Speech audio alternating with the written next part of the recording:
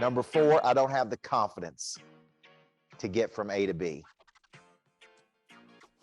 And number 5, I don't have the relationships to get from A to B. See, let's get out of the business of how. I don't know. This is what I hear. I don't know how to do it, coach. I just don't know how to write a book. I don't know how to bring it to market. I don't know how to go out and sell what I have. I don't know how to follow up appropriately. Let's replace that question with who can help me do this? Who can teach me a better way of doing it? And how bad do I want to get there? How sick am I of staying where I am? Okay, that's really the question we got to ask, because I'd like to tell you that people are motivated by potential. Some are, but many are motivated by pain. I'm tired of playing at this level. I'm tired of getting these results. I'm tired of staying at this point. I'm tired of this. And I'm sick and tired of being sick and tired. Therefore, I'm ready to do what? Boom, flip the switch, take an action. So I don't have the knowledge. I don't have the skill. I don't have the desire. I don't have the confidence. I don't have the relationships. Here's the good news. We can acquire these things if our desire to acquire them is enough. Okay. Next thing that we need to activate our prey drive, because the truth is about life, there's a hard way and there's an easy way. And the hard way really is going at it on your own. The hard way is trying to figure it out on your own. And it takes a long cycle of making mistakes and messing things up and not getting where you want to be. It's like the guy yesterday telling me, man, I wasted from 20 to 40 years of my life. I wasted from 20 to 20 years of my life just messing around, just goofing off, just with all the wrong people, doing all the wrong things. He's like, coach, and then I just made a decision to flip the switch, brother. And I made a decision to get off the bench and get in the game. Now he's one of the top real estate agents in the country. Okay. So number 2 is when the prey drive is activated, it's like, this is sport. This is fun. This is exciting. This is interesting. Life comes at you better. We step into our greatness. We step into what we're capable of becoming. We don't work at the complacency factory anymore. We don't allow ourselves. Somebody on this call yesterday, it was one of my What's Next members, when we asked him, what's the consequence of staying where you are? Rob Challenger, what did he say? You may remember that? It stuck with me last night. Here's what he said: because I would be allowing mediocrity into my life. I would be sitting in mediocrity, which means halfway up the mountain. That's what the word mediocre means. I'm going to go halfway up the mountain. Complacency, I settle to a place of mediocrity. I slowly settle. I sit. I've been sitting here for a long time. And then I settle here. And then eventually I cement here. And when I cement here, it's so hard to crank that engine. I've gotten out of the habit of being great. I've gotten out of the habit of being around great people. Gotten out of the habit of doing what it takes to win. See, now I have cemented. And the only thing that's going to change that cement is to shift gears and change. So to do this, we have to leave our amateur desires behind. That's really the next step. And when we start to leave our amateur desires behind, here's what that looks like. Instead of worrying about other people all day long, okay, talking about other people all day long, instead of emulating people, I go, you know what? I'm going to make a decision to become one of those people. How many of you out there right now, by show of hands, know someone that is absolutely dominating in your space that you believe you're just as talented as?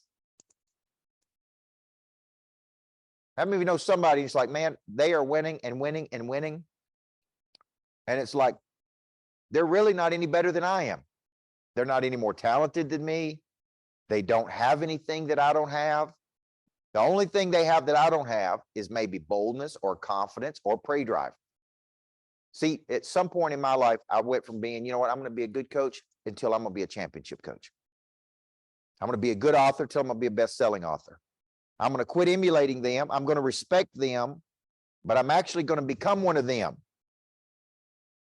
Everybody see that? This is a big key decision you got to make to go pro in your life.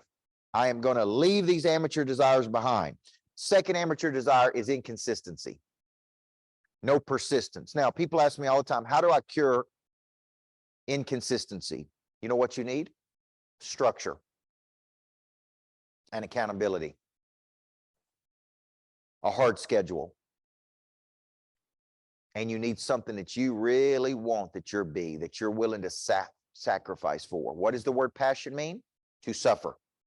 So when I see people who are inconsistent, okay, I get up roughly the same time every day. I typically have the same morning routine. I prospect every day. I follow up every day. I engage with people every day. I do videos every day until it becomes a habit. Then you feel guilty for not doing it. It's like, I know I'm supposed to be doing this, right? But I'm just not doing it.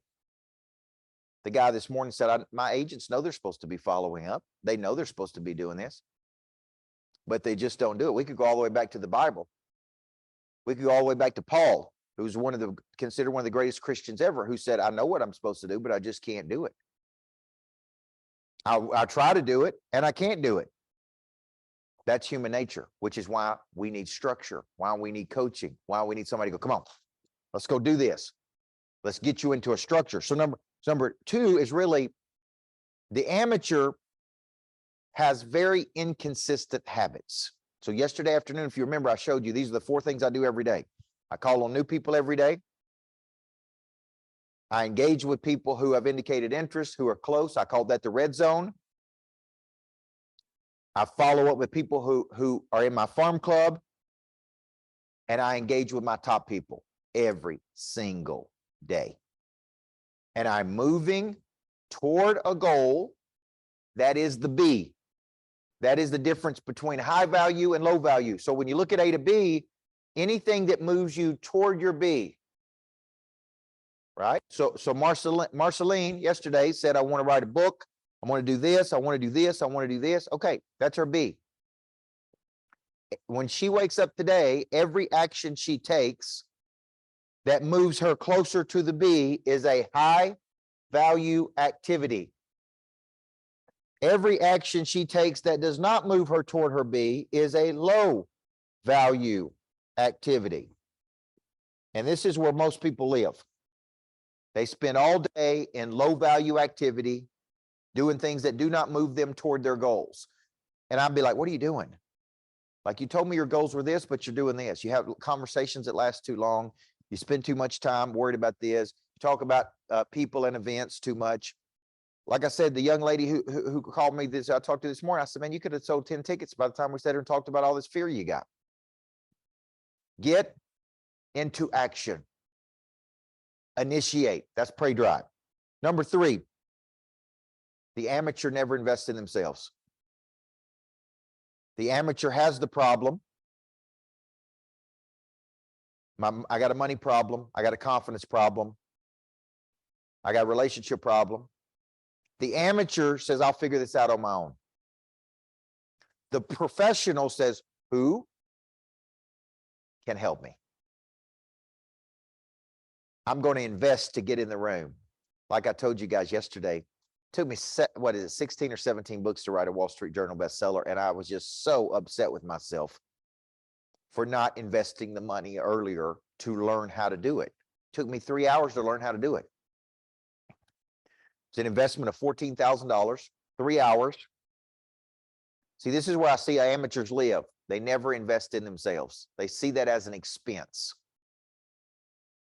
Okay, listen, all of your future money is tied up in other people.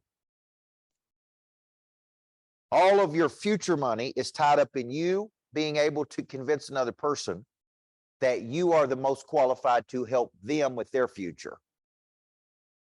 And you investing to build the knowledge, skills, attitudes, and habits that you need so that people would trust you to help them. And when they trust you to help them, then there is an exchange of money to you. Okay? In essence, I am paying you for your past. Your past helps me to build my future. but I don't know that you can help me until you tell me that you can help me, until you market, until you follow up, until you convert, until you overcome objection.